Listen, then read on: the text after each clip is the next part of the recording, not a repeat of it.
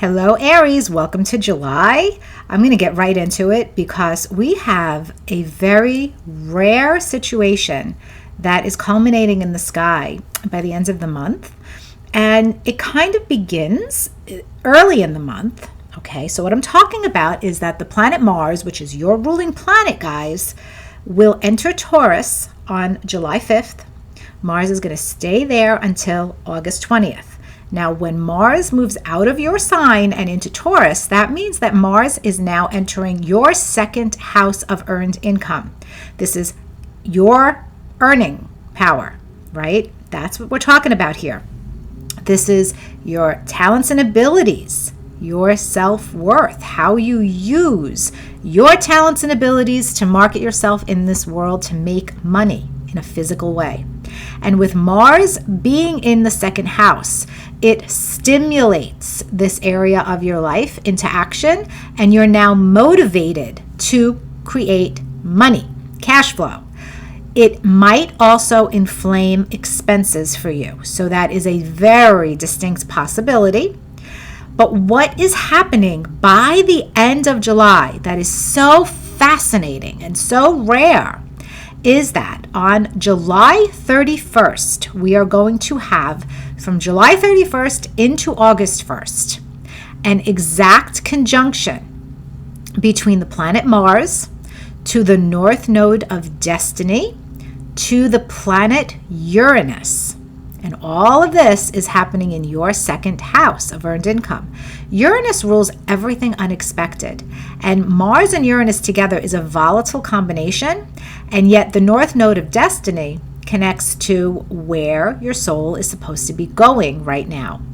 And so, guys, what is brewing for you by the end of the month into August 1st is a very real shakeup in your financial landscape. But this, I want you to see as a pivot. I want you to see this as something that can be ultimately incredibly empowering for you. This could be when you finally have the balls, Mars, to go after a revenue source that is progressive, innovative, Uranus, that you know is tied into your destiny, your calling in life, this North Node energy.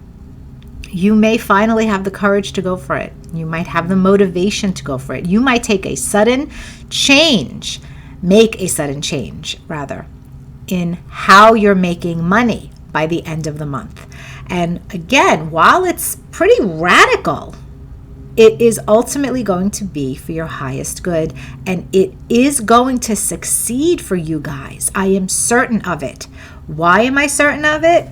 Because remember, you also have Pluto at the top of your chart. And Pluto is power and empowerment. And while this Taurus energy is not linking up exactly to Pluto, ultimately it will. Okay, later on in August and, later on as a couple more years go by, Uranus, it will end up making some really, really strong links to your 10th house. And speaking of the 10th house, we actually have that action-packed energy for you this month because there is a full moon that happens at the top of your chart on July 13th. So this full moon does occur at 21 degrees of Capricorn in your 10th house. It is conjunct or next to the planet Pluto. So again, this is powerful stuff. This is you creating professional power for yourself. There is an opportunity for you, and you are strategically taking advantage of this opportunity. And I am seeing that for you very clearly in the month of July. It looks amazing. The full moon is making a trine to Uranus in your second house. And even though and to the North Node of Destiny, which is in your second house. So even though Mars doesn't catch up until the end of the month, it's connected. It is connected for you guys. And you are going to see something coming together in a very powerful, fulfilling way professionally in the month of July. when you're willing to pivot. It is your pivot point month in career. That's for sure. And in earnings. Now, later on in the month, there's some other astrology that happens. Venus, the planet that rules pleasure, is moving into Cancer on the 17th, and that will put Venus in your 4th house of home and family. Venus is going to be in this part of your chart until August 11th. So what that tells me, guys, is that you are about to really enjoy time with your family. You're going to want to nest. You're going to want to be home, entertaining at home. You're going to enjoy the company of your relatives more. You might host some gatherings. And if you are in a romantic relationship that is fairly new, this would be a great time for you to introduce your new sweetheart to members of your family, because they'll receive this person very well. It looks really, truly very nice. Then the month will end on the 28th. There's a new moon in Leo. Now, this could be romance for some of you.